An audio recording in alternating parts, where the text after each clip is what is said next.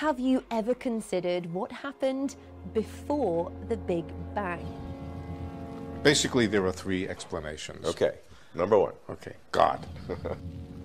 The Bible says that God set the universe into motion. Number two. that one I understand. Right. Accident. Okay, Right, that strains picture- credulity just Right. by on its strains face credulity. value. Right. So it's an Right. accident just that way, and it happens to work out perfectly. You know, P.W. Bridgman, who was a philosopher of science, defined coincidence as what you have left over when you apply a bad theory. We physicists say that the universe was created in a Big Bang 13.7 billion years ago. But then the question is, why did it bang? What set off the bang? We don't know. It's a big mystery. The universe is a put-up job. In other words, this can't be just a happy accident. This is too significant for that. There must be something behind all this. All we know is that from what may have been nothing, we go to a state of almost infinite density and infinite temperature and infinite violence. Understanding how nothing turned into something may be the greatest mystery of our universe. But if you understand that, you start to understand the Big Bang, when time and space began, and a great big explosion created everything. The belief that the universe sprang from nothing in a single moment. Well, if you can make that leap to believe that, it's very hard to see what you couldn't believe.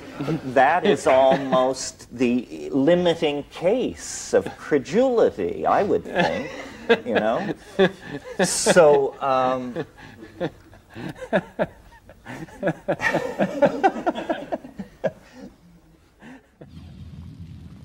How could something arise from nothing? And what's amazing to me is that the laws of physics allow that to happen. And it means that our whole universe, everything we see, everything that matters to us today, could have arisen out of precisely nothing. you know, one of the things that's always puzzled me about the Big Bang is it's a singularity. This is the term physicists use for it. A singularity, where all of the laws of physics, as we know them, break down, including the notion of time itself. This means theory cannot predict it, and yet it is necessary to make everything which follows from it happen. So you just say, you know, there's no reason for this, we have no argument for this, but the rest of the theory needs it. So it's a singularity, and the immense improbability which modern science rests on but cares not to discuss is this: the belief that the universe sprang from nothing. The philosophers in ancient times used to say, how could something arise from nothing? And what's amazing to me is that the laws of physics allow that to happen. And it means that our whole universe, everything we see, everything that matters to us today, could have arisen out of precisely nothing. It's one of the biggest hurdles to understanding the Big Bang. First, you have to buy into the premise that something was created out of nothing.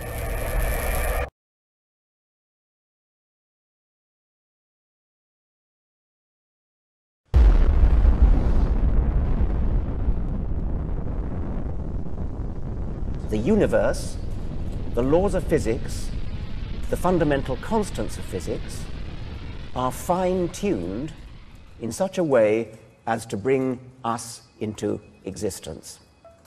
For example, if the gravitational constant was a little bit different, there would be no stars, there would be no galaxies, the entire universe would just be a uniform splurge of hydrogen, for example. The very structure of our universe is determined by these numbers. These are the fundamental constants and quantities of the universe. Scientists have come to the shocking realization that each of these numbers has been carefully dialed to an astonishingly precise value, a value that falls within an exceedingly narrow, life-permitting range. If any one of these numbers were altered by even a hair's breadth, no physical, interactive life of any kind could exist anywhere. Wherever physicists look, they see examples of fine-tuning. The remarkable fact is that the values of these numbers seem to have been very finely adjusted to make possible the development of life. If anyone claims not to be surprised by the special features that the universe has, he's hiding his head in the sand. First, I am by no means convinced that there is a fine-tuning problem, and again, Dr. Craig offered no evidence for it. It is certainly true that if you change the parameters of nature, our local conditions that we observe around us would change by a lot. I grant that quickly. I do not grant that therefore life could not exist.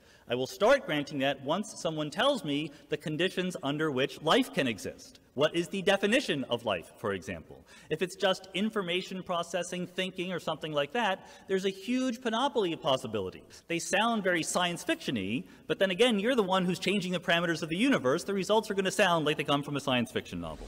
Everything seems to be almost on a knife edge, that if you were to change the rules of physics, the laws of physics, even a little bit, the world as we know it wouldn't exist. How many of these constants or laws of physics would fit into this category of fine-tuning? There's debate about just how sharp the knife edge is for now. Almost everything, if you changed it very much, the electric charge of the electron, the mass of this or that particle, various constants of nature, how strong gravity is.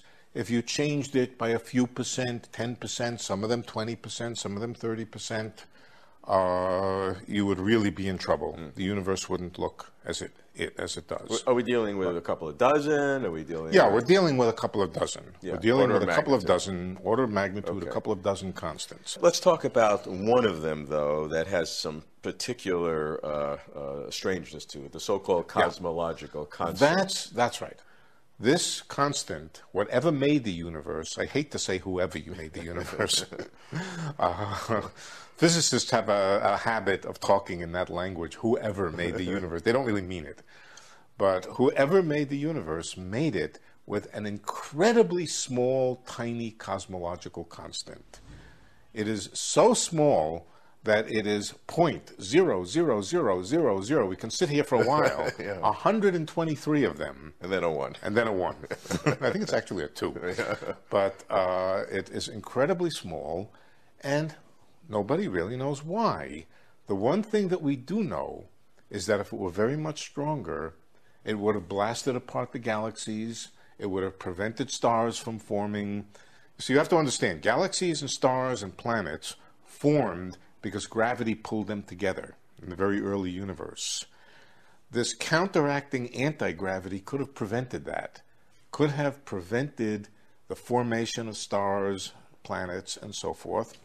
So if it were just a little bit bigger than this 0.00000, it would have prevented our existence. Physicists have never understood why it's so small. Sadly, we just don't know whether life could exist if the conditions of our universe were very different, because we only see the universe that we see.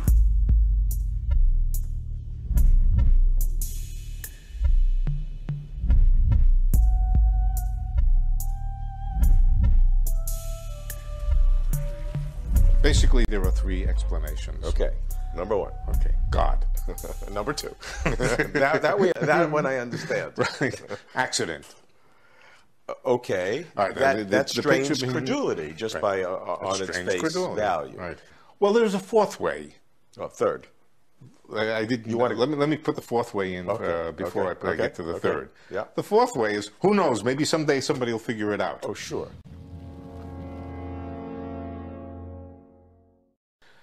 The other way goes as follows. The universe is enormously big. We know that, incidentally. And when I say enormously big, I don't mean like we used to think 10 billion light years. Right. I mean 10 to the 10 to the 10 to the 10th. We have no idea how big it is. Enormously big. We suspect that it is very much bigger than the region we can see. We also have reason to believe that it's diverse, that in different places it has different properties. The picture is that there's some very small fraction of the universe where the conditions just happen to be right for the existence of life. And it's not a surprise, that's where life is. On planets where there can't be water, there can't be life.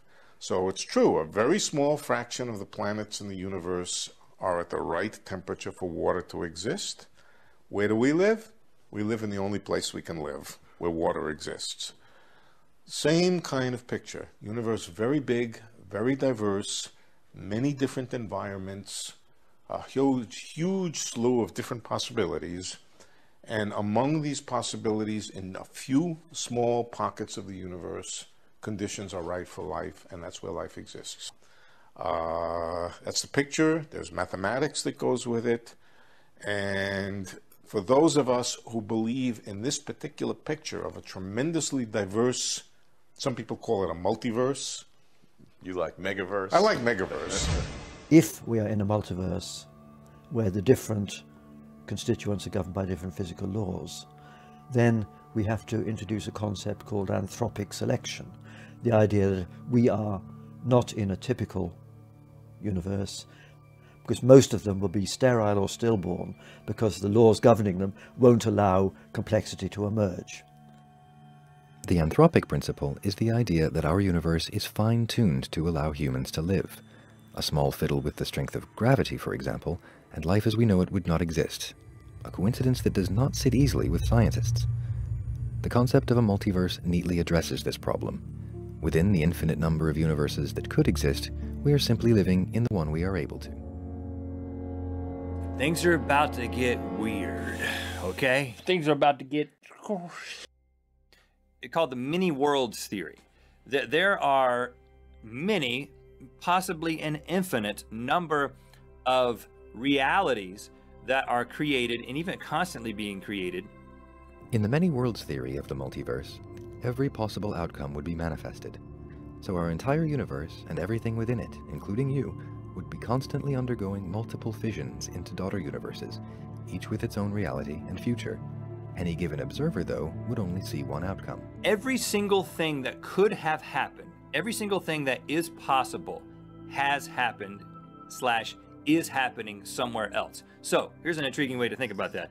You got up this morning and you made a series of decisions, and there's just a mind-blowing number of possibilities about what you could have worn for that day, what you could have said to your wife. There's an infinite amount of universes where you got that dream job, but you also suffer from perpetual panty maggots. An infinite number of solar systems where the sun is called Steve and the earth is called also Steve.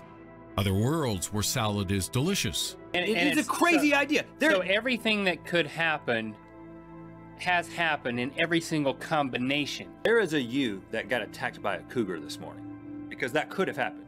There's an infinite number of universes where the only thing different is the placement of a single atom, or the position of a single ginger hair in a takeout cheeseburger. The possibilities of an infinite universe are astounding. They are literally too vast for human minds to comprehend. Many of you right now, as I say this, you're like, this is obviously not true, and how could you ever prove it? And that's fine if you think that, and I may even think that, but it's not just some weird idea that some science fiction writer came up with. This is good for the movies. Right. They've made observations out there that have suggested that this could be a legitimate theory, okay? And it is in dispute. Let's assume just for a second that this is true. This is the way the reality works, right? Okay. It isn't just things that are possible, it's things that can be imagined. That means there's a universe out there, potentially, where Superman is real, where Batman and Bruce Wayne, because it can be imagined, where Hogwarts is a real school and Harry Potter is there right now doing wizardry. That's where it doesn't make as much sense to me. It doesn't make any sense. It's not supposed to. When you can imagine something, that's different than what I do understand. Okay. Like a matrix of scenarios and choices that all are interconnected and lead to realities. Right. And okay, so I'm not here to comment on the validity of the theory. It does seem like a crazy idea, but it's fun and entertaining to think about. I claim the multiverse is amazingly simple. It is not a theory, it is a prediction of physical theories that are themselves quite elegant, small, and self-contained, that create universe after universes. So you ask what's before the universe? It may be the multiverse. But now. Do scientists have evidence that are suggestive of a multiverse? So we've been driven to it because of theories that actually do describe nature.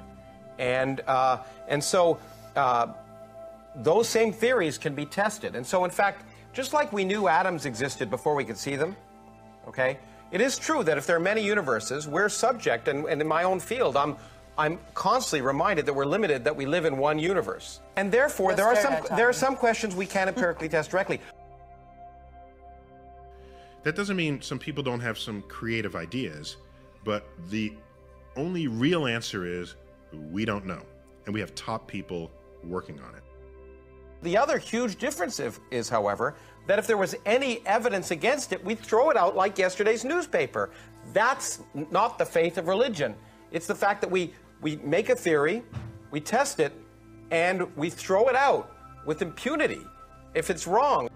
It may be impossible to ever directly observe the multiverse, but some scientists hope to eventually gather enough data supporting the theories that predict it to one day confirm its existence. But the only real answer is we don't know. You ask what's before the universe, it may be the multiverse. But now. When you point that finger, I get nervous. So there's also good philosophical reason to think that there's a multiverse, because in our experience discovering the cosmos, the universe never makes anything in ones. When we thought Earth is it, no, Earth is just one of many other planets. Well, the sun is, but no, the sun is one of 100 billion stars in the galaxy. Well, the Milky Way, no, there's 100 billion other galaxies in the universe. If this entity never makes anything in ones, then why would it only make one multiverse? Jesus Christ! So then, my brain again. So maybe there are multiple multiverses. And then you have two different models, theism and naturalism, and you want to compare which model is the best fit for the data. I applaud that general approach. Some people think God is important to science. It isn't. The point is that, again, as Steve Weinberg said, most scientists don't think enough about God to even know if they're atheists. It never comes up.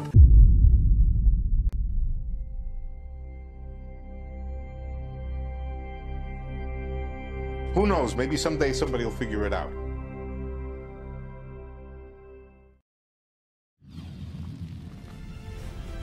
We need to understand what's the origin of time and space. What was the universe actually like? I think these are the big questions. 14 billion years ago, there was nothing. No stars, no galaxies, no planets or people. Then suddenly, without warning, everything exploded into existence. The idea that there was nothing before the Big Bang defies the most primitive of all logics. Physicists, cosmologists, mathematicians, and philosophers have all put forward theories as to what the ultimate cause was, some with more credibility than others. So here's a mind bender. What came before the Big Bang? Well, the answer is a Higgs-like boson set off the Big Bang. It put the bang in the Big Bang. See, the purpose of Higgs bosons, and there's more than one, the purpose of the Higgs boson is to break a symmetry. And when you break symmetries like the symmetry of the universe, then you get Big Bangs. So what is the Higgs boson? The Higgs boson is a fuse. It's a match. It's the spark that set off the Big Bang. What came before the Big Bang? The singularity that arises for no reason in absolutely empty space instantly is the least likely of all singularities. Doesn't it seem more likely, if we have to have a singularity, that it occurs in a domain with a rich history, with many causal streams feeding into the situation that nurtures the complexity? In other words, to put it simply, if you have to have a singularity, doesn't it make more sense to put it at the end of a cosmogonic process than at the beginning? You ask what's before the universe, it may be the multiverse. the Big Bang is not the beginning, that there's something that comes before, and that we can actually trace things back. Well, one of the ideas that some of us have been thinking about is that, in fact, there was a universe evolving before the Bang, a universe that went through the same sort of history as we've observed since the Bang, and that the evolution of the universe is cyclical. So it goes over and over and over again. That's right. So of course, people are going to say what happened before that. That's right. Before the cycling began. Well, you can't get away with that answer. We're too long with this crowd. I can see that. That's right. Well, I mean, there's two logical possibilities. There was some beginning, but it wasn't the Big Bang. It was some event that occurred many cycles ago. Or one of the interesting ideas is that it could have been cycles forever. Like, our concept is time is wrong. That's right. We know the laws of physics as we now understand them break down, and it could be that time itself wasn't a relevant quantity at the beginning, so the answer to what happened before the Big Bang is it's not a good question. Not for you, but... Around the world, are people as disturbed at the need to have a first cause? Because that's what's driving all this. It's like, well, how did it get here? I have to know. It is a problem to be solved. Let me, look, we don't need the point is science doesn't worry about a first cause. I mean, you're pretending it does, but it doesn't. Religion does.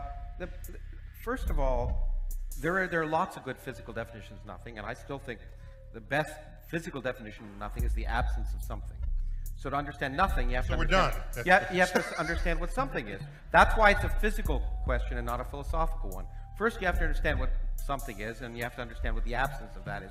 All those are physical questions, and physicists try to answer them. Now, there are a number of different answers which we can get to, and Rich has talked about some of them. There's still, the simplest thing is not to take it to zero radius, which is, as Eva pointed out, is not physical, at least most of us think it's not physical. When you apply quantum mechanics to gravity, and we don't have a quantum gravity theory yet. Some people think we might be getting close, but we don't know if it is. But one of the things is quantum mechanics says things fluctuate. And if gravity is a theory of space and time, if you make space and time quantum mechanical variables, then it is perfectly possible for universes to pop into existence.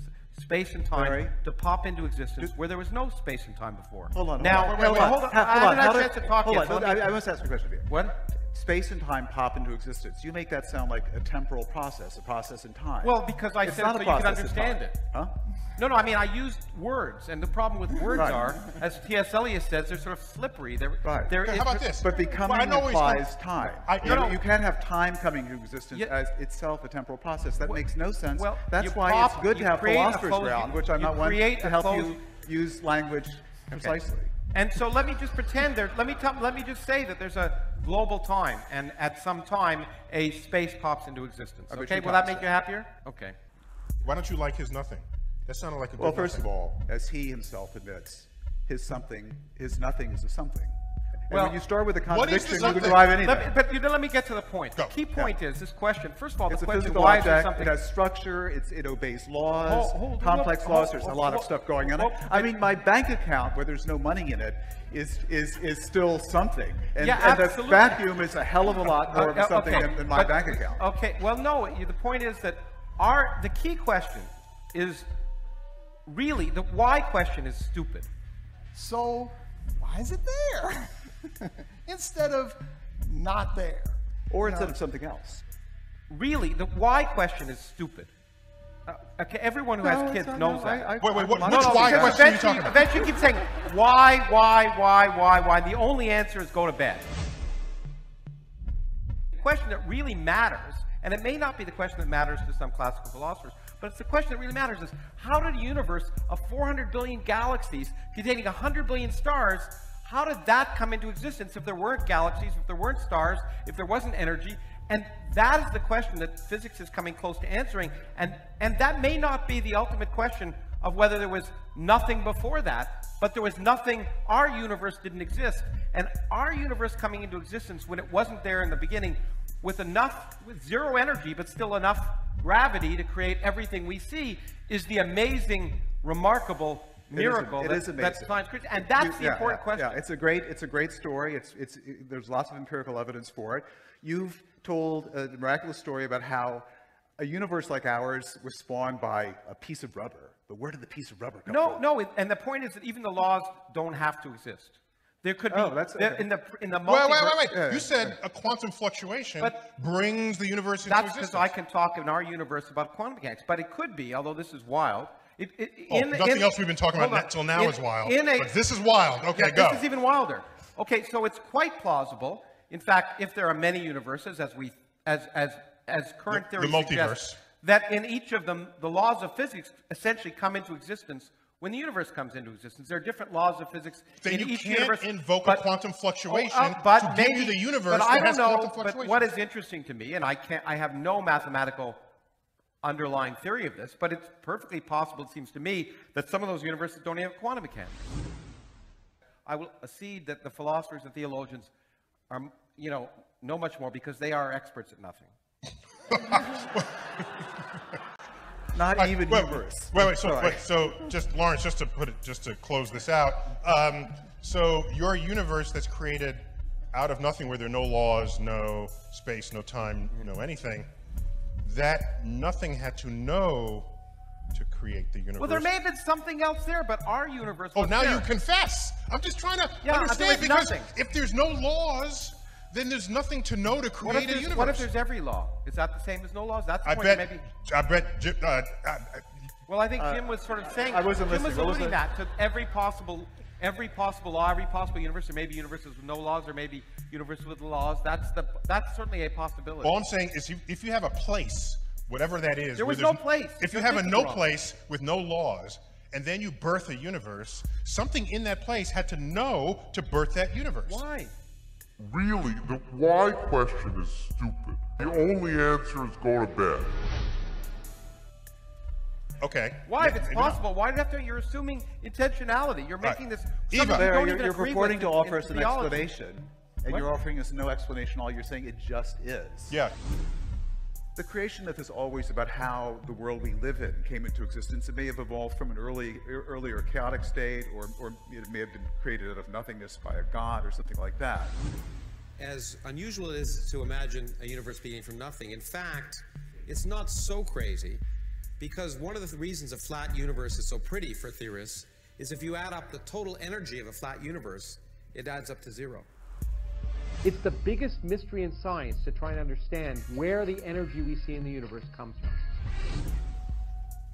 And that's one of the many reasons why all of us, Paul even a decade ago probably, would have argued that the universe was flat. Because if you're going to imagine a universe that began with nothing, a good value for the total energy is 0. It might be hard to make a universe out of nothing, particularly relying on something that by definition didn't exist.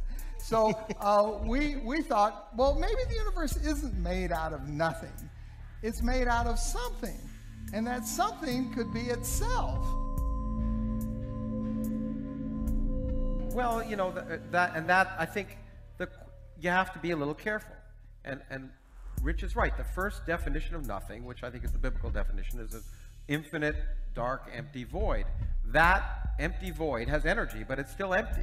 There's no particles. You try and look in a region of space, take away all the particles, all the radiation. There's no stuff there, and that's nothing weighs something. Larry, what about fields? Physical laws? What about mathematical entities? What about, consciousness, value, all the things that are possibly non-spatial, non-temporal? Those aren't ruled out, so it seems to me that the notion of nothingness is a very parochial We'll get back. You raised a really important point that I want to get back to. What you're saying is you could have a universe that's got nothing in it, but if laws of physics still apply in that universe, the laws of physics are not nothing. Okay, it's a physical object. Empty space is a physical object. It's not. Wait, I want to get back to that. Wait. Rich, you said that you take everything out of space, yet Einstein said there is still the geometry of the fabric of space-time. Yeah. Do we have the right to say, because there is the fabric of space-time, even though it's not curved, it's just not bent by any actual matter, does that prevent us now from calling that nothing? Because we have a description for what it is as fabric of space-time. Well, Einstein. That's kind of what Jim's getting at, right, Jim? Yeah. Yeah, but that's the first kind of nothing. And then point is that's for a lot of people before physicists started talking about that kind of nothing having energy, they would have said that's a good enough definition of nothing for them, empty space. Now we know empty space is more complicated. So you might say that's not nothing, but then there's a next kind of nothing, which is no space at all. No space, no time. I would say philosophers have talked a great deal of nonsense about nothing. So Jim, when did philosophers start weighing in on this? Really with Leibniz in the 17th century. He was the first thinker to pose the question, why is there something rather than nothing? And by nothing, he meant a state in which there are no existence at all. There are no entities, there's no chaos, there's no space, no time, absolute nothingness. It's very difficult to grasp in the imagination. Even when you try to reach nothingness in your imagination, there's still, the little light of your consciousness, creeping under the door. The only times I've succeeded in imagining absolute nothingness is two times. Once during, you've succeeded. Yes, once during. Under what influence? Actually, every night during dreamless sleep, and once while I was watching professional bowling on television. Okay. Okay, so what does really nothing look like? Well,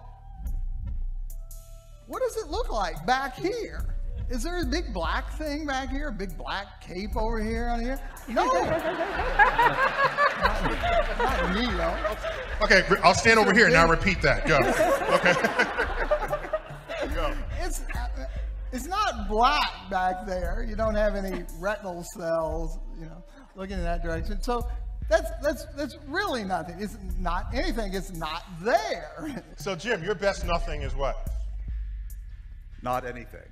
That's the theory of nothingness. I'm sorry, it's no more interesting than that. And that's why, by the way, philosophers spend very little time vexing over the concept of nothingness. It's not that complicated.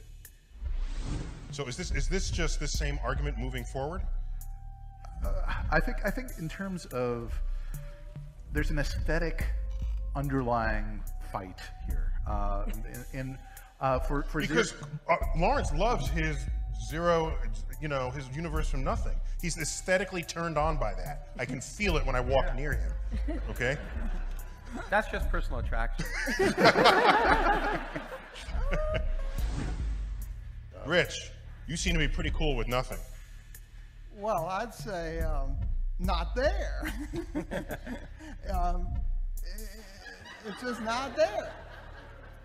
So, Rich, is it fair for me, I don't want to stretch your analogy here, because that was a good one.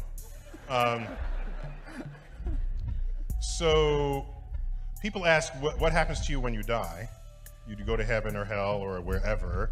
And for me, the simplest explanation is your awareness is such as what you knew of the world before you were born. Exactly. Right? And so that's as nothing as you can possibly come up, other than Shirley MacLaine, who's been reborn many times. For the rest of us, that's like what's behind your head, right? Because you don't even see it. You don't even know to think it's there. So your consciousness before you were born, that's a pretty good nothing, isn't it? So Lawrence, what is your best nothing? Well, is it the whole universe itself? Because I wore a vest for you tonight. Yeah. Okay. Yeah. I just want to say, I've got the entire universe on my vest, and I knew it would come out sometime. I knew it. You tell me all these stars, moons, planets, classes came from nothing. Yep. Look, there are a variety of forms of nothing, and different ones, and they all have physical definitions, and you might not like any of them, but one is empty space, the other's no space, and the other's no space, no time, no particles, no laws, and that to me is as close to nothing as you can get. And in fact, as I see, I don't see why people have any problems with it. Each of these lights in this room emits a photon. The photon wasn't there before it was emitted. It wasn't in the electron. It wasn't in the atom. It was created from nothing. And some people don't have a problem with that. No, it's created from energy. Created from energy. Lawrence, it was created from energy. And energy is not nothing. 5, 4, 3, 2, 1.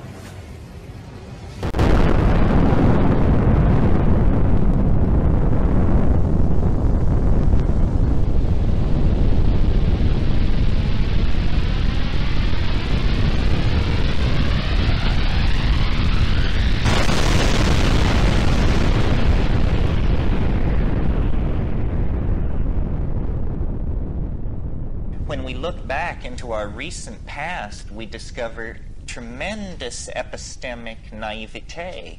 That means people didn't know what was going on. They weren't even close. And yet we are asked to believe that somewhere after Darwin and before now, it was all figured out. And now we view the universe from a lofty pinnacle of integrated understanding. Now the physics explains biology, biology explains culture, culture explains sociology, so forth and so on. Well, you know, this is really whistling past the graveyard, because meanwhile the visible consequences of this understanding are spreading chaos, a dissolution of values, an inability to control technology, an inability to set reasonable political goals such as moderation of population growth and carry them out. Instead, somehow this deep insight into how everything works has left everything a mess. And, you know, what does that mean about us? Why is that, and what can be done about it? And we have, I think because of unique characteristics of the male ego, chosen to operate with the assumption that we can understand, that the human mind can in fact grok larger and larger levels of embeddedness and make sense of them. Traditionally, we use physics to start with the present and predict the future. You can also do it backwards and start with what we see around us in the present day and calculate what the universe must have been like in the past in order to end up like this. When the universe was born in the dubious and controversial circumstance called the Big Bang, it was at first simply a pure plasma of electrons. It was the simplest that it could possibly be. There were no atoms, there were no molecules, there were no highly organized systems of any kind. There was simply a pure plasma of expanding energy. And as the universe cooled, simply cooled, new kinds of phenomena emerged out of the situation. As the universe cooled, atomic nuclei could form, and electrons could settle into stable orbits. As the universe further cooled, the chemical bond became a possibility. Out of chemical systems comes the covalent hydrogen bond, the carbon bond, complex chemistry that is prebiotic or organic. Out of that chemistry come the macrophysical systems that we call membranes, gels, charge transfer complexes, this sort of thing. These systems are the chemical preconditions for life, simple life, the life of the prokaryotes, the life of naked, unnucleated DNA that characterized primitive life on the planet. Out of that life come eukaryotes, nucleated cells, and then complex colonies of cells, and then cell specialization, leading to higher animals, leading to social animals, leading to complex social systems, leading to technologies, leading to globe-girdling, electronically based, information transfer-oriented cultures like ourselves. So as the universe aged, it complexified. This is so obvious that it's never really been challenged. But on the other hand, it's never been embraced as a general and dependable principle. Why doesn't science take that on board as a major problem in the description of nature, the emergence of complexity? Well, you ask a scientist, they say, well, you see, these are separate domains of nature. How atoms become molecules has nothing to do with how animals become human beings. This is bullshit. This is just some kind of compartmentalized thinking where you don't want to come to grips with the overarching metaphors that are working on various levels.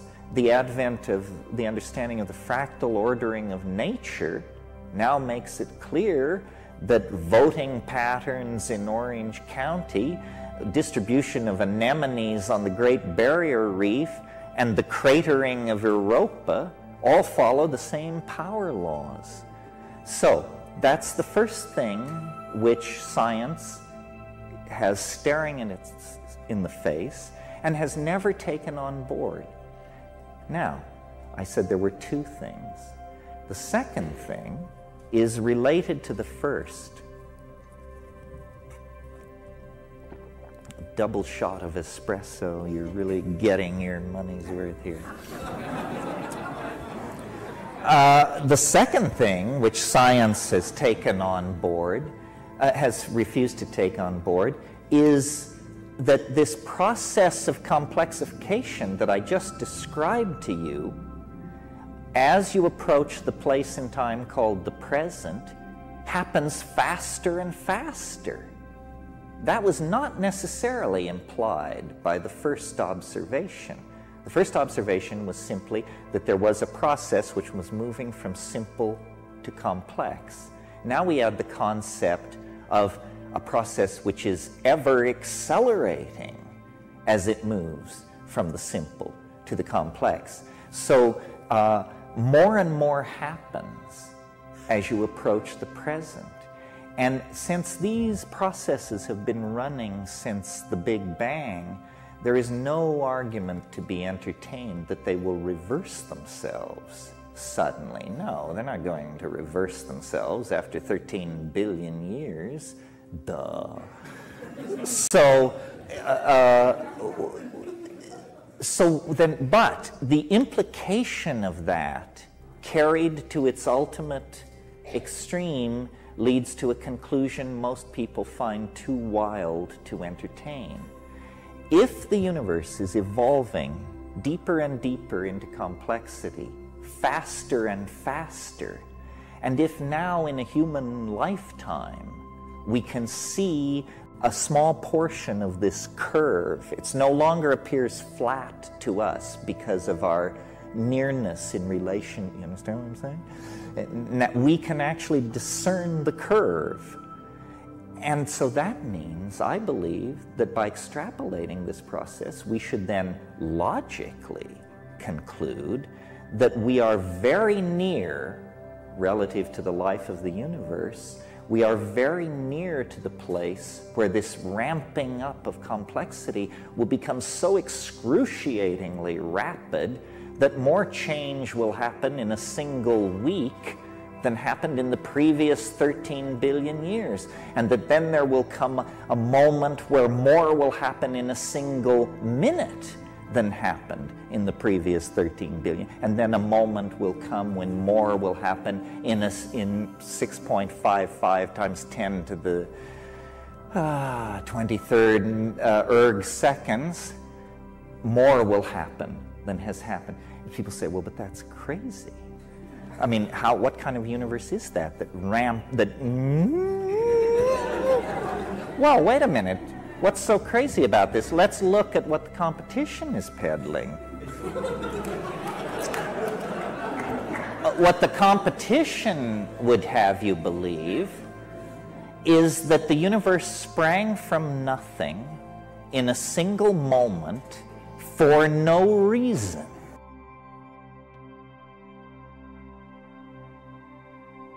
Here's what's so great about all this. If you will join me in this belief that the universe works as I have described, it's an engine for the generation of complexity. and it preserves complexity and it builds on complexity to ever higher levels. If you entertain this, guess what happens? It's like a light comes on the human condition. Who are we in my story? Well, first let me tell you, who are we in science's story? We are nobody. We are lucky to be here. We are a cosmic accident. We exist on an ordinary star at the edge of a typical galaxy in an ordinary part of space and time. But if I'm right, that the universe has an appetite for novelty, then we are the apple of its eye. Suddenly, cosmic purpose is restored to us. We left the center of the cosmic stage in the 13th century and haven't been back since. But this idea says, no, people matter. You are the cutting edge of a 13 billion year old process of defining novelty. Your acts matter. Your thoughts matter. Your purpose, to add to the complexity. Your enemy, disorder, entropy, stupidity, and tastelessness. And so suddenly then, you know, you have a morality, you have an ethical arrow, you have contextualization in the processes of nature, you have meaning, you have authenticity, you have hope. You have the cancellation of existentialism and positivism and all that late 20th century crapola that people used to entertain back in the old days. So that's why I am so keen for the idea of novelty, because it seems self-evident.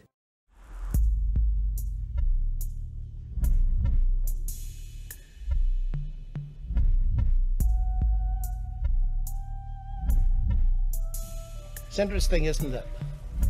Let me tell you a little story. So this night, I was sitting beside a biochemist. Now, this is one of the world's top biochemists. I said, you're a reductionist. Everything in terms of physics and chemistry. You believe everything can be reduced to physics and chemistry. He said, that's right. That's my basic principle. So I said, let's have an experiment then. So I picked up the menu. And he looked at it, and it wasn't very interesting. It said roast chicken. I said, now look at this thing here, R, O. I said, those are marks, aren't they? But they're semiotic, Greek semeion, a sign. They're marks that carry meaning. He said, that's right. Okay, I said, explain to me the semiotics of those marks in terms of the physics and chemistry of the paper and ink. And there was a silence. And then his wife said a bit loudly, get out of that if you can. He said, John, for 40 years I've gone into my laboratory thinking that that could be done. But it can't. I was so amazed I backtracked. I said, oh, but science has only been going 500 years or so. He said, doesn't matter. You cannot explain the semiotics bottom up. You have to introduce an intelligence. Just a few marks, and you instantly argue upwards and postulate mind. And we sit and look at the human genome. 3.7, is it, billion letters in exactly the right order in a 4-letter chemical alphabet. Sophisticated because the levels of information are contained not only in the linear sequencing, but in the folding and in its relationship to the cell and all kinds of things. And we ask about its ultimate origin, chance and necessity. What? Chance and the laws of nature. Seems to me something very interesting is going on. And that semeion, the evidence of meaning, our capacity. Because you see, ladies and gentlemen, we are not only containers of text, we are producers of text. And that, to my mind, is great evidence that there is a transcendence beyond nature. The beginnings of supernature are already to be seen within you. Mathematics has been appropriated by science because mathematics has an uncanny ability to describe nature. Completely uncanny. Now, you may have never asked yourself, why is mathematics such a powerful tool for the description of nature? Maybe you thought that somebody else can answer this and that it's not a problem.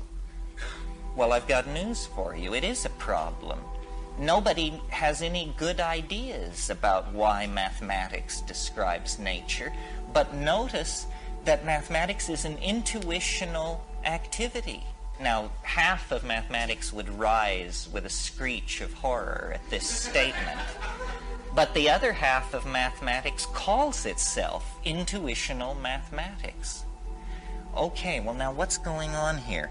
Probably if you are not a professional philosopher of science, you are accustomed to associating mathematics with science rather closely. This is because science, in order to give itself legitimacy, has very slyly appropriated mathematics, especially in the 20th century, to its purposes. But if we talk about what is called pure mathematics, which is the great love of mathematicians, the other kind of mathematics is applied mathematics, and that's for engineers and technologists and is not, what moves them to the edge of their chair. But if we think about pure mathematics, it is an activity carried on in the mind, based on deductive truth. Deductive, not inductive. In other words, a statement is made. It can be anything. All grays are non-X. This is just a statement. We don't yet know what this is going to be about. All grays are non-X. All greens are F sub 1. What we're putting in place are a set of statements that appear nonsensical. But what we will assert is that we should seek a relationship between them and that will then show us something. And this is how mathematics really works. It has very little to do with number. It has to do with the conceptualizing of relationships, conceptualizing them, and then exploring your intuition about these conceptions. And then the third and very late stage is you write a formal statement of your cognitive activity around these assumptions. So you see, mathematics is entirely intuitional. It leaves no track. It is drawn from this other domain. An intuitional activity describes nature without the intercession of inductive science.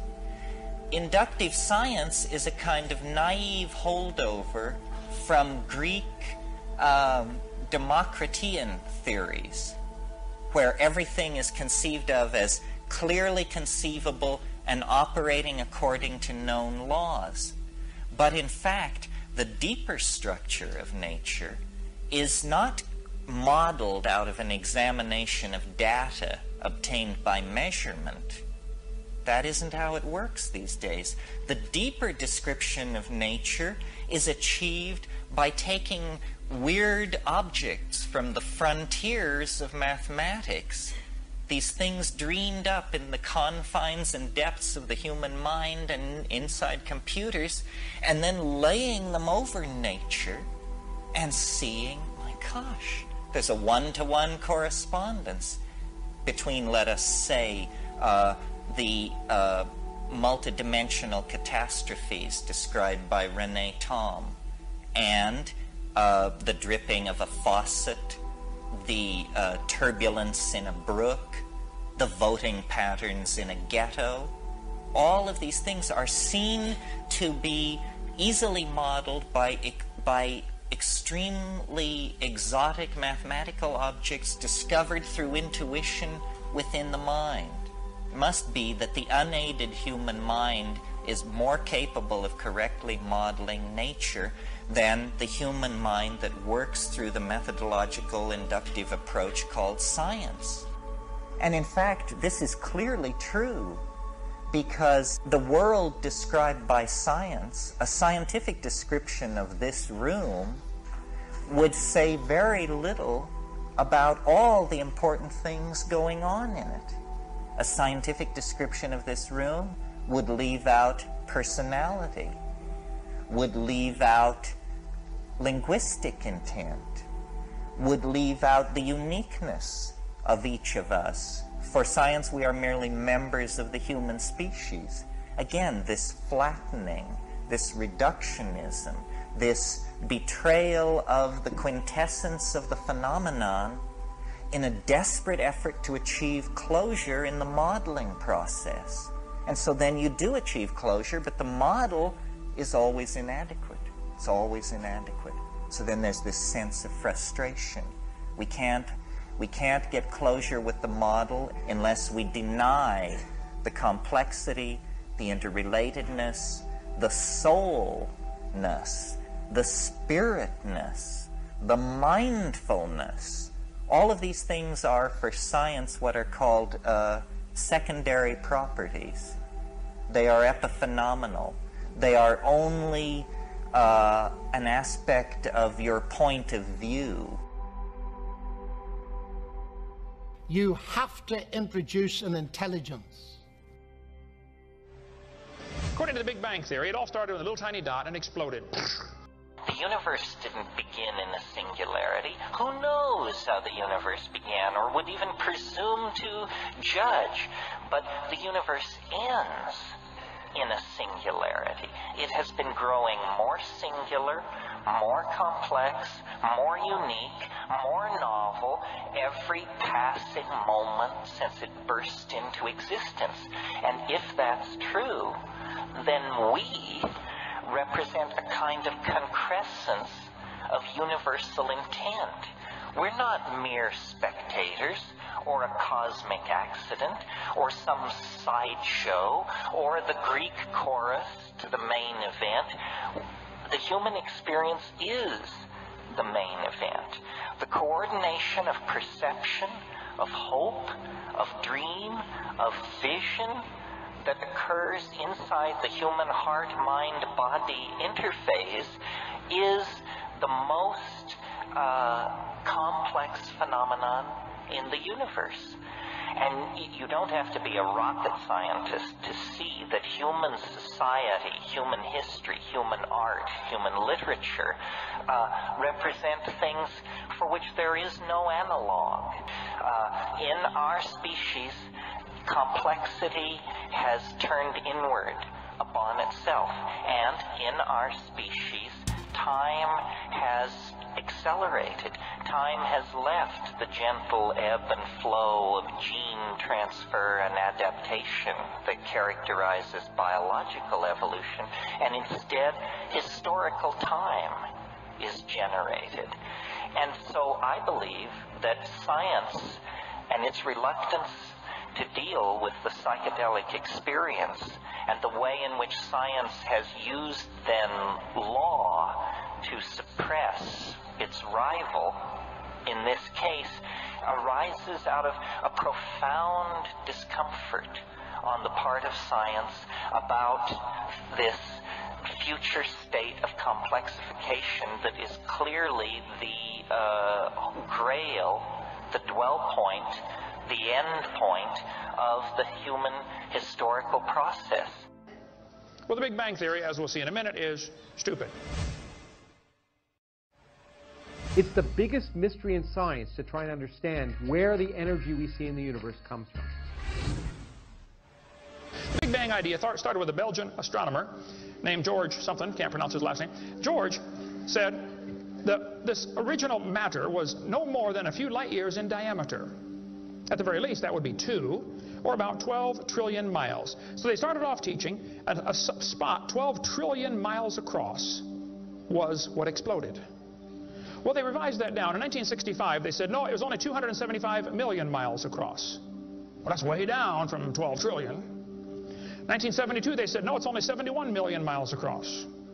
I don't know how they know this stuff, but this is what they taught, okay? 1974, they said it was only 54,000 miles across. 1983, they said it was the trillionth the diameter of a proton. Now they're saying it's nothing at all. Nothing exploded. And here we are. This is what the textbooks teach. 18 to 20 billion years ago, all the matter in the universe was concentrated into one very dense, very hot region that may have been much smaller than a period on this page. That's stupid. This one says, all of the matter and energy someday will once again be packed into a small area, no bigger than the period at the end of this sentence. Then another Big Bang will occur. It happens every 80 to 100 billion years. So you can forget about global warming. We're going to get squished. Now this textbook author was brilliant. I could not believe how smart this guy was. He said, boys and girls, nothing really means nothing. You have to be at least that smart to write a book. He said not only matter and energy would disappear, but also space and time. However, physicists theorize that from this state of nothingness, the universe began in a gigantic explosion. What? Yes, boys and girls, you see, nothing exploded, and here we are. Now, who can argue with logic like that? Man, they even put this in major science journals like Scientific American. This fellow said, the observable universe, that would be us, could have evolved, there's that word again, you got to watch that one, okay, 6 meanings, from an infinitesimal region. In the Greek, that means a dot. It's then tempting to go one step further and speculate that the entire universe evolved from literally nothing. They call that science and put it in a science book. I would call that stupid and put it in the garbage. This is what the books teach. I collect them. I've got hundreds and hundreds of these books from countries all over the world, clear back from 1890s up until the 2001 textbooks. They're teaching this kind of stuff, folks. This one says, all the matter in the universe was drawn into this little tiny dot, and it spun faster and faster. This is what they teach the kids. Some kids doing this for homework tonight, right? It spun faster and faster. One day, it exploded. Big Bang. I was talking to a professor from Berkeley one time. I was sitting on the airplane next to a professor from Berkeley University. I don't know if you folks here in Idaho ever heard of Berkeley or not. But Berkeley is not a Bible college. So we got talking about the Big Bang, and he said he believed in the Big Bang theory. I said, yes, sir, I figured that. You have to teach it at Berkeley. I said, tell me, sir, how did the universe get here? He said, well, 20 billion years ago, all the matter was squished in this little tiny dot, and it was spinning real fast, and it exploded. Big Bang. And pieces flew off and became the galaxies and the sun, the moon, the stars, and finally, you know, people. Here we are. I said, sir, could I ask you a couple questions, please? You know, one of my favorite things to do in life is asking questions to people who believe in evolution. I absolutely have a wonderful... That's how this whole ministry started. 12 years ago, I moved to Pensacola, Florida. Some article came out in the newspaper that said, dinosaur bones found in Montana from 80 million years ago. I wrote my first letter to the editor in my life, about 12 years ago.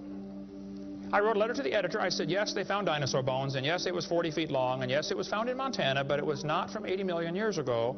This one probably drowned in the flood in the days of Noah, 4,400 years ago. And you would have thought I shot the sacred cow. Actually, I did. Boy, there began to be quite a battle in the newspaper, letters to the editor flying back and forth, and finally a university called me and asked me to do a debate with one of their professors. Well, I'd never had a debate in my life except with my wife, and I lost those every time. So I was not excited about debating, but I said, well, how do you do it? What do you want? And the guy said, well, you send us 30 questions, and the other guy will send in 30 questions, and we'll discuss those questions for the debate. I said, okay. So I sent him 30 questions. I thought they were perfectly legitimate, fair questions. I said, a woodpecker's tongue goes all the way around the back of his head and comes on top of his left eyebrow, left nostril here. Would you please show me any fossils that have been found, intermediate species between a normal bird and a woodpecker, you know, with his tongue going all the way around his head? What evidence do you have of how this evolved? That question never came up. I don't know what happened to it. But I said, termites chew on wood and they swallow it, but termites can't digest it. It goes into their stomach, and there's little tiny critters in their intestines that actually digest the cellulose. Now, those little critters can't live without the termite, and those termites can't live without those critters. Which one evolved first? I thought it was a fair question, but it never came up. I don't know what happened. I think they lost my list. But anyway, one of my favorite things to do is asking questions to people who believe in evolution. So I asked this professor if I could ask him some questions about the Big Bang. He said, sure, what would you like to know? I said, well, sir, you told me 20 billion years ago all the matter in the universe was squished in this little tiny dot. And it was spinning faster and faster and exploded. I said, where did all this matter come from? He said, well, we don't know that for sure. I said, okay, now, sir, hold it. If I told you that I believe about 6,000 years ago God created the heaven and the earth like the Bible teaches, you're going to say, and where did God come from? And I don't know. But you said 20 billion years ago there was a Big Bang, and you don't know where the dirt came from. So basically, I believe in the beginning God, and you believe in the beginning dirt. Don't tell me my theory is religious and yours is science. Oh, no, sir, they're both religious. The news media tries to make it look like it is religion versus science. I did a debate in El Paso, Texas here recently, and the news media wrote an article. They said, religious and scientific leaders debate evolution.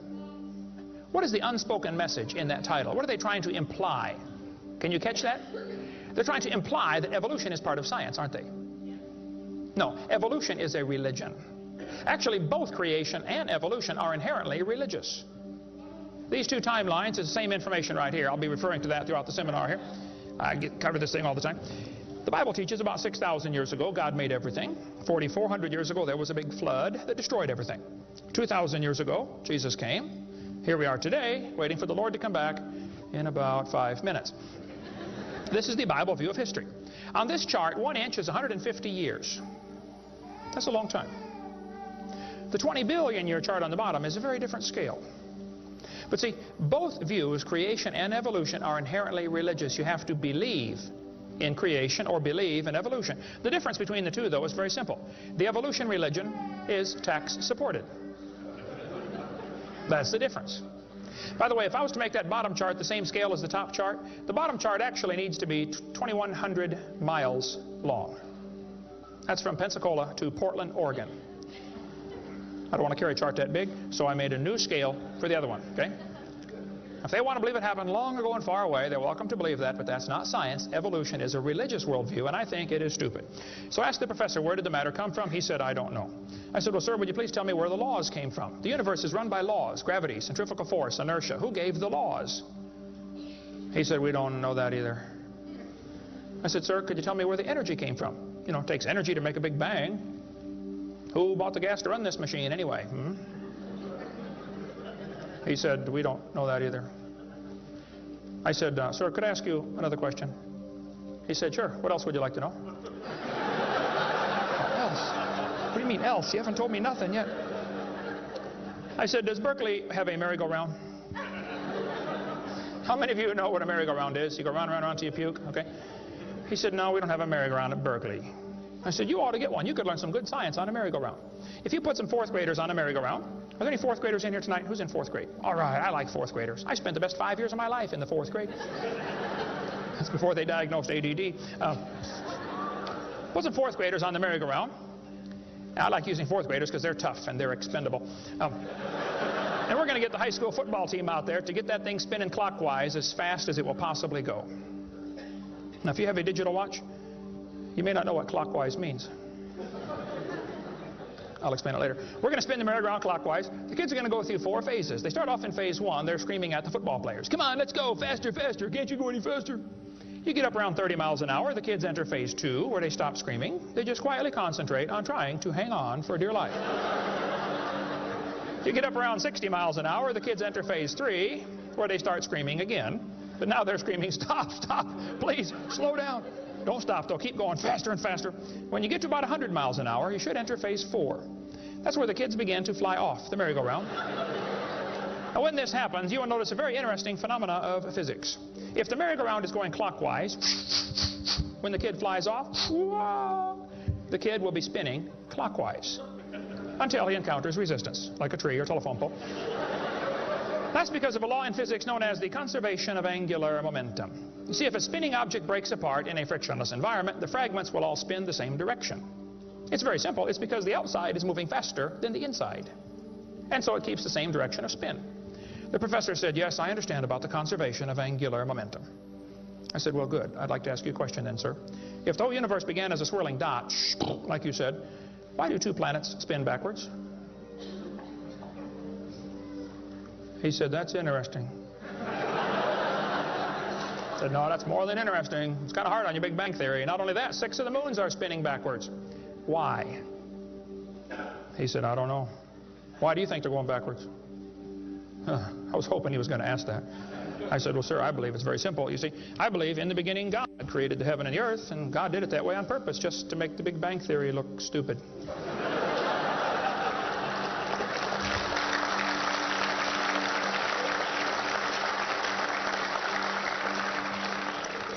I do believe in the Big Bang, folks. I really do. The Bible teaches the Big Bang. 2 Peter 3:10. It says, the heavens shall pass away with a great noise. In the original Greek, that's a Big Bang. So there's going to be a Big Bang. It just didn't happen yet, that's all. So kids, if you go to school and some professor says, do you believe in the Big Bang? You should say, yes, I do, and you better get saved and get ready for it. The Big Bang is coming soon to a city near you. By the way, if the Big Bang Theory were true, the matter would be evenly distributed. But it's not. It's lumpy. They're called galaxies, and in zillions of miles and nothing called voids. And to try to salvage the dumb Big Bang Theory, they've got all these wild theories of why isn't the matter evenly distributed? They'll say, well, maybe there's black holes, or maybe there's antimatter. They got all this stuff. It's all trying to rescue this crazy Big Bang Theory. And it's a dud, folks. It didn't happen. There are zillions of stars out there. I mean, lots and lots of stars.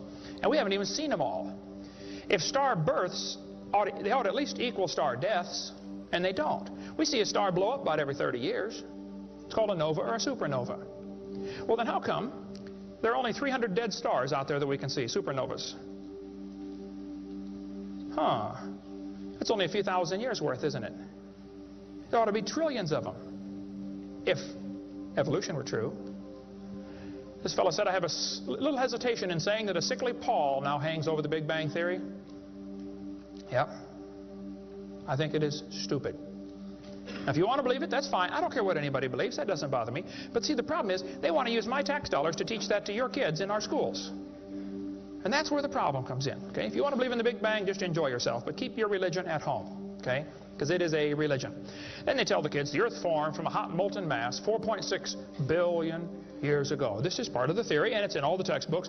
4.6 billion years ago, Earth cooled down, formed a rocky crust. I think that is stupid, and I'll show you why. Was the Earth ever really a hot molten mass 4.6 billion years ago, and it cooled down? This textbook says, as Earth formed, the surface was like the moon. There were hot pools of bubbling lava. I don't think so. My Bible says the Spirit of God moved upon the face of the waters. So the Earth was not created a hot molten mass. It was created under water, which means it has to be less than 212 degrees Fahrenheit or 100 degrees centigrade, or it wouldn't be water, it'd be steam. So the Earth was never a hot molten mass according to Scripture. Then when you look in the granite rocks, you find little tiny halos made of polonium. Now these polonium halos are absolutely amazing. Robert Gentry, a friend of mine from Knoxville, Tennessee area, he has been studying radiopolonium halos for a long time. I met him back in the year 2000 and went down to his laboratory, and I got to see some of the halos through the microscope. These little polonium halos are interesting because they have a half-life of less than a few minutes.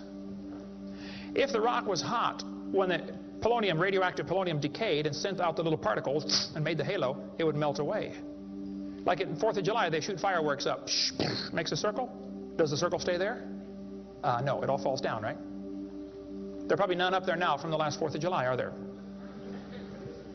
You'd have to freeze the whole atmosphere to keep that sphere in place. This polonium would have to be decaying in a rock that is already solid. So the Earth was never a hot molten mass. Get Robert Gentry's book if you want a lot more on that. But all over, the granites all over the world contain these polonium halos. So it is stupid to say the Earth was a hot molten mass. We have scientific evidence it was not. Here they tell the kids, though, the Earth was hot with large pools of bubbling lava, and that is just stupid. It can't possibly be true. And one cell is more complex than a space shuttle. First, we have cosmic evolution. That would be the Big Bang. There is no evidence whatsoever for that. We'll get into that in just a moment. Then we'd have to have chemical evolution. See, the Big Bang supposedly made hydrogen. Well, how did we get 92 elements, plus the synthetic ones? I mean, how did the chemicals evolve? They don't talk about that much, but that would have to happen. Thirdly, we'd have to have stellar and planetary evolution. Did you know the stars would have to evolve? There's an awful lot of stars out there, folks, but nobody's ever seen one form. There's enough stars out there that everybody on Earth can personally own 2 trillion of them. we've never seen one star forming. We see them blow up from time to time. It's called a nova or a supernova. We've never seen one form. That's all theoretical. We've never seen it happen, okay? And I think it is scientifically impossible. See, then we'd have to have organic evolution. That would be the origin of life. How did life get started from non-living material? Now, according to the evolution theory, that would have to happen somewhere along the line, long ago and far away. Life had to come from non-living material. And yet, we've never seen that happen. There is no evidence that it can happen. They teach the kids it all started with a Big Bang 20 billion years ago. A Big Bang. I like to ask them some simple questions. What exploded? And where did it come from? And where did the energy come from? Et cetera, et cetera. It's the biggest mystery in science to try and understand where the energy we see in the universe comes from. Thank you so much for joining us tonight.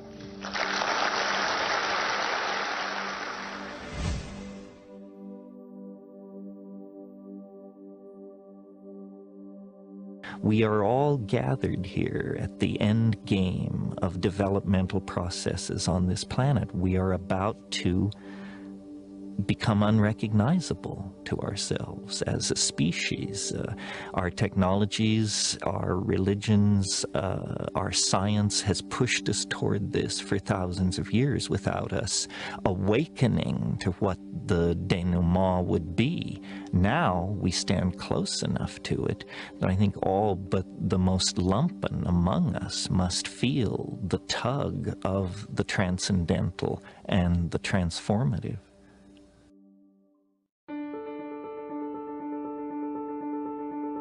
Well, I think the problem is that we have too long ignored the possibility that reality is stranger than we can suppose. The fourth way is, who knows, maybe someday somebody will figure it out. Well, novelty theory is something I've been working on since the early 70s, inspired by psychedelic plant experiences in the Amazon, to attempt to look at time and really deconstruct it and attempt to understand what it is. And this has been a wild intellectual ride, leading to some pretty easily stated conclusions. One is that novelty, which is my term for complexity or advanced organization, novelty increases as we approach the present moment. The universe you and I are living in is a far more novel and complicated place than the early universe was. So I see the cosmos, if you will, as a kind of novelty-producing engine, a kind of machine which produces complexity in all realms, physical, chemical, social, whatever, and then uses that achieved level of complexity as the platform for further complexity. Well, this explains our present circumstance. It explains the rush toward all forms of new technology and social organization in the new millennium. But you don't have to be a rocket scientist to understand that if the universe is complexifying faster and faster, an epoch, a time will come when this rate of complexification is occurring so rapidly that it will become itself the overwhelming phenomena in the world of three-dimensional space and time. And I call this the omega point, or the transcendental object at the end of history. And I believe it is not that far off, that with the emergence of global internet, a human population of several billions, an electronic noosphere, that we are now within the shadow of this transcendental object at the end of time. Our religions sense it. That's what gives them their apocalyptic intuitions. And I think the ordinary man and woman in the street sense a kind of built-in acceleration to time itself.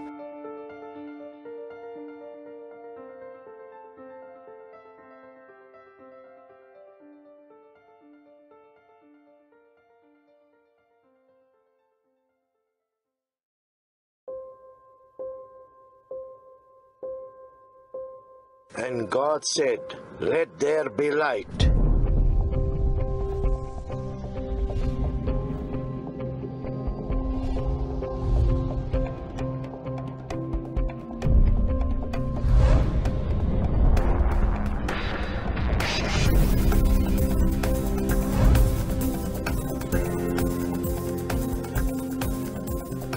It began in the sea, some 3,000 million years ago. Complex chemical molecules began to clump together to form microscopic blobs, cells. These were the seeds from which the tree of life developed.